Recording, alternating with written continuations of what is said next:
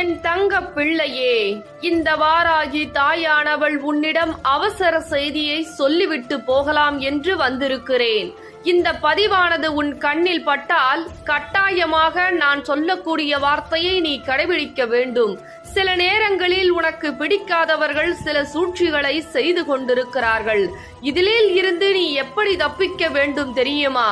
உனக்கு என்ன நடந்தாலும் இந்த வாராகி தாய் நான் பார்த்துக் கொள்வேன் என்று மௌனத்தை சில நேரங்களில் நீ கடைபிடிக்க வேண்டும். ஏனென்றால் உன்னுடைய உண்மையான கோபத்தை வைத்து பல நபர்கள் பயன்படுத்தி கொள்ளலாம், பல விஷயங்களை அவருக்கு சாதகமாக நடத்திவிடலாம் என்று சூழ்ச்சி செய்து கொண்டிருக்கிறார்கள். அதனால் என் தங்க பிள்ளையே, அவசரப்படாதே, பொறுமையாக இரு.